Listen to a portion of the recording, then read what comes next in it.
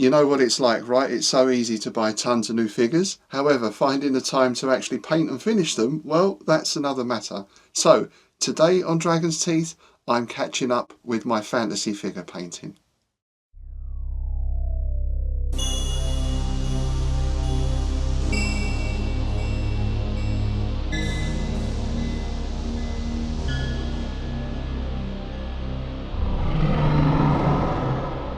Hi there, I'm Rob Point, and thanks for joining me today on Dragon's Teeth. So, yes, first of all, I want to apologise for not putting so many uploads up recently. I've just been that busy. I've been working over in France. I've got two recording projects on the go with a couple of my bands that have started up again, I'm glad to say. And I've had a ton of editing work to do as well. So, hopefully, all that is out of the way now. Well, I do have one more trip to France lined up next month. But I've got a little break, so I thought the best thing to do before I start anything new is actually finish painting all those fantasy figures I've been buying, well, over the last year or so, really. And yeah, as I said at the beginning, you know, you go into places like Hobby Hive or you look online and you think, oh, those barbarian figures look nice, I'll get a few of those. And you bring them back and you put them in a cupboard, and I might even get around to actually undercoating them. But then actually finishing the painting is the tough bit. I find starting painting is okay. You know, generally get the undercoats done, get all the base colours put on, but then actually going in and doing all the detail work, I suppose, is, to me, that's what seems to take the most time. So, over the next couple of days, I'm going to be working on getting as many of those figures actually finished, based, varnished and ready to play as I can. When it comes to painting, I have no particular magic technique, if only. But I've been looking around at a lot of YouTube things, of course, what other people are doing. And as you'll know, if you've been following the channel, I've been getting into things like working the speed paints, working different kinds of undercoat in order to get those speed paints working most effectively. And really, I think it's a question of, like any, I suppose you want to call creative or artistic pursuit, is you never finish learning, and hopefully you're always improving as well. I do find as I'm advancing in years that the biggest issue is eyesight now. So I'm wearing ones or 1.5s for reading, and I bought a couple of 3.5 specs on Amazon or eBay, I think, and I find they work pretty good for painting. I've also got, as I put up on an earlier upload, those real sort of, are they dental glasses, I think, for real close in work. They take a little bit of getting used to, but they're very good for doing real close up detail work. And I think other than that, the most crucial thing is lighting. So I've got a very nice lighting setup here now, which I'll run through and show you sometime. But for now, I'm going to crack on with the painting. So as you can see, I've got quite a few figures left to paint here. Some are almost finished. I've got one or two that have not even been started. And as I say, I've got no real one method. I find it depends on the figure I'm working on. Also, to some extent, it depends how much detail I want to put into that figure as well. When I started painting my 10 mils, I was trying to paint them at first like a 28 mil figure because the casts were so good, or the prints, I guess you call them these days, were so good and so detailed, it felt a shame not to bring all that detail out. But of course, when you've got 5 of those to paint, it's one thing. When you've got 50, well, that's another question entirely. So I learnt with the 10 mils to give them a paint job that looks good from a distance. Up close, then you'll see, you know, not all that detail is painted in, but en masse from a distance, for me, they do the job.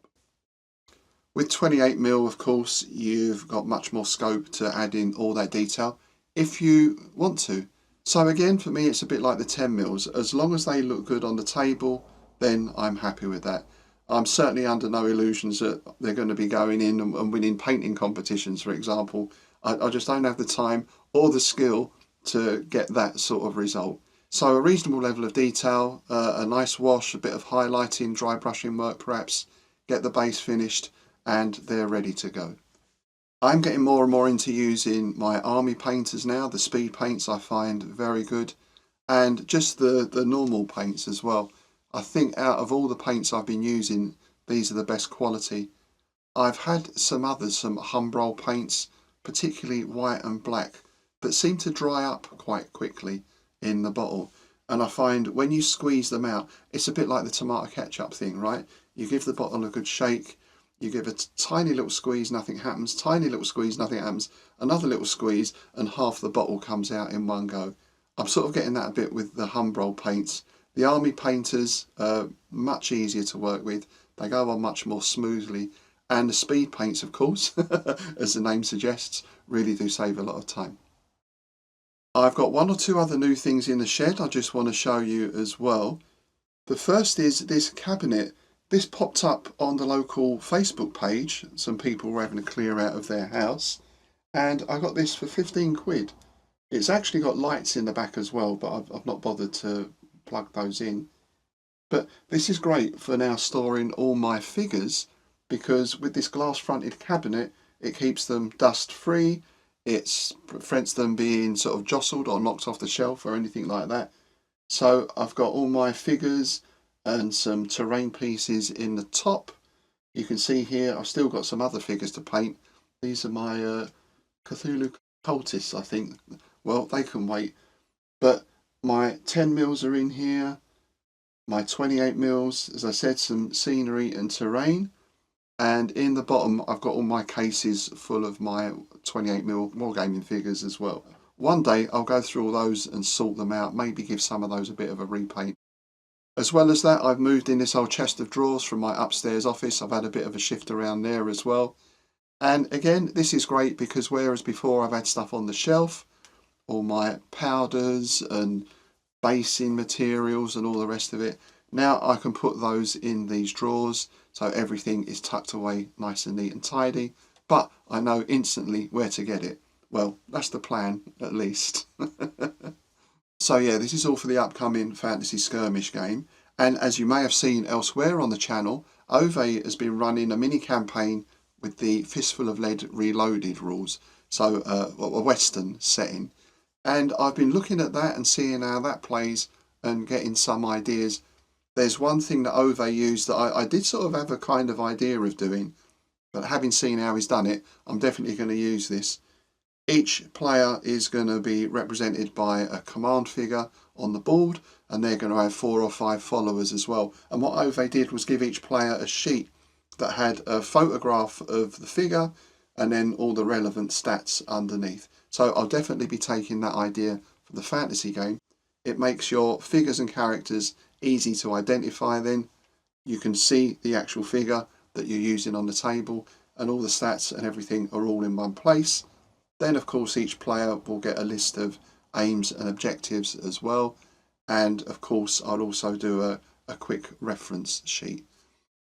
I'm still mulling in my mind how to do my activation system. I'm sort of torn between the card system that Fistful of Lead uses, which I liked, but also the Fantastic Battles pulling the counters out of the bag for activation as well. Or I might, as I've said before, look at doing some sort of simultaneous writing orders and simultaneous movement.